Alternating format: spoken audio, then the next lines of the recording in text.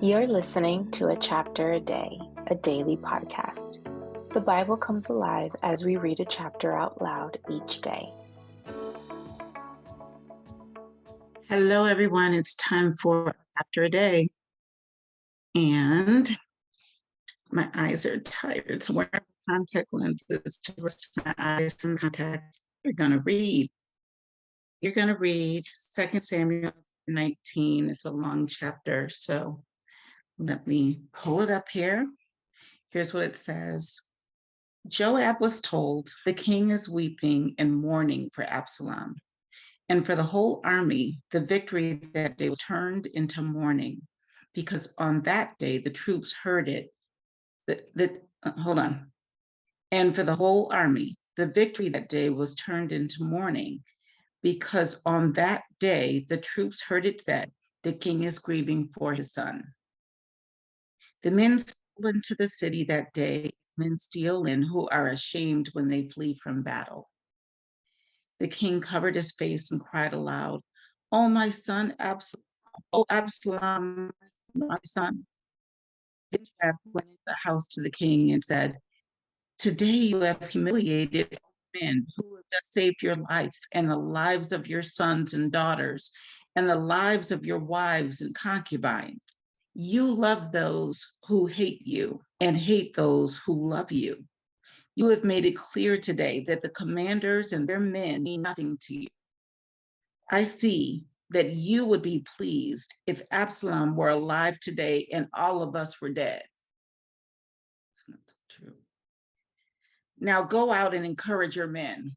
Child, Joab, seriously?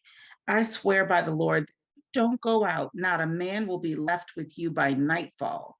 This will be worse for you than all the calamities that have come upon you till now." So the king got up and took his seat in the gateway. The king is sitting in the gateway. All came. Meanwhile, the Israelites had fled to their homes. Throughout the tribes of Israel, the people were all arguing with each other, saying, "The king delivered us of our enemies. He is the one who rescued us from the hand of the Philistines. But now he has fled the country because of Absalom. And Absalom, whom we anointed to rule over us, has died in battle. So why do you say nothing about bringing the king back?" King David sent this message to Zadok and Abiathar the priest. "Ask the elders of Judah, why should you be the last to bring back to his palace, since what is being said throughout Israel has reached the king at his quarters? You are my brothers, my own flesh and blood.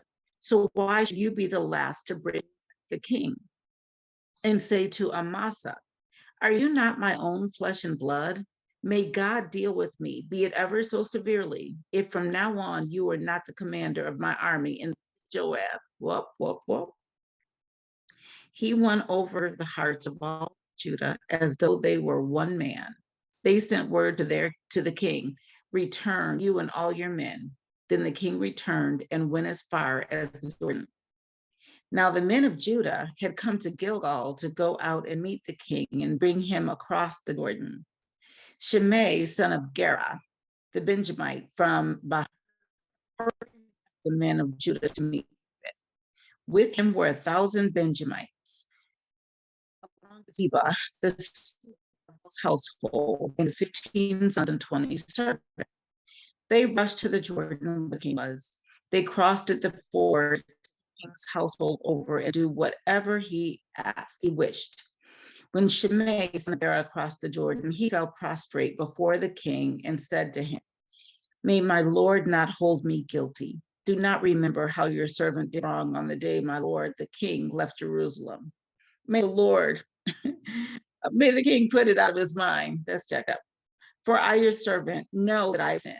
He's really trying to repent. "For I, your servant, know that I have sinned. Today I am here as the first of the whole house of Joseph to come down and meet my Lord the king." Then Abishai, son of Zeruiah, said, "Shouldn't Shimei be put to death for this? He cursed the Lord's anointed." David replied, "What do you and I have in common, you sons of Zeruiah? This day you have become my adversaries. Should anyone be put to death in Israel today? Do I not know that today I am king over Israel?" So the king said to Shimei, "You shall not die." And the king promised him on oath. Mephibosheth, Saul's grandson, also went down to meet the king. He had not taken care of his feet or trimmed his mustache or washed his clothes from the day the king left until the day he returned safely. Messy. I think he was stinky, though. When he came from Jerusalem to meet the king asked him, "Why didn't you go with me, Mephibosheth?" He said, "King, since I, your servant, am lame, I said, I will have my donkey saddled and will ride on it so I can go with the king. But Ziba, my servant, betrayed me, and he has slandered your servant to my lord. My lord, the king, is like an angel of God, so do whatever pleases you. All my grandfather's descendants deserved nothing but death from my lord, the king, but you gave your servant a place among those who eat at your table. So what right do I have to make any more appeals to the king?" The king said to him, "Why say more? I order you and Ziba to divide the fields." Mephibosheth said to the king, "Let him take everything, now that my lord the king has arrived home safely." Barzillai also came down from Rogelim to cross the Jordan with the king and to send him on his way from there. Now Barzillai was a very old man, 80 years of age. He had provided for the king during his stay in Mahanaim, for he was a very wealthy man. The king said to Barzillai, "Cross over with me and stay with me in Jerusalem, and I will provide for you." But Barzillai answered the king, "How many more years will I live that I should go up to Jerusalem with the king? I am now 80 years old. Can I tell the difference between what is good and what is not? Can your servant taste what he eats and drinks? Can I still hear the voices of men and women singers? Why should your servant be an added burden to my lord the king? Your servant will cross over the Jordan with the king for a short distance, but why should the king reward me in this way? Let me return that I may die in my own town near the tomb of my father and mother. But here is your servant Kimham. Let him cross over with my lord the king. Do for him whatever pleases you." The king said, "Kimham shall cross over with me, and I will do for him whatever pleases you.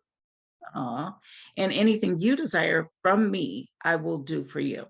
So all the people crossed the Jordan, and then the king crossed over. The king kissed Barzillai and gave him his blessing, and Barzillai returned to his home. When the king crossed over to Gilgal, Kimham crossed. All the troops of Judah and half the troops of Israel had taken the king over.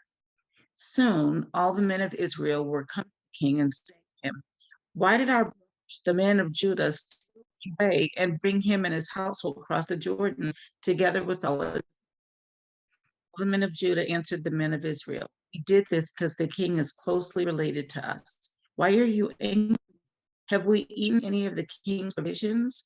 Have we taken for ourselves?"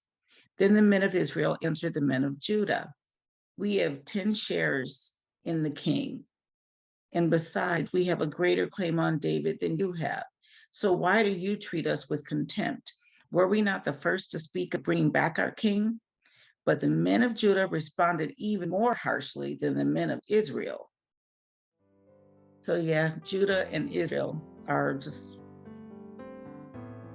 arguing. Chapter 19 of 2 Samuel. I learned so much when I read these chapters. I hope you do too. Have a great night. I'm going to go get some rest.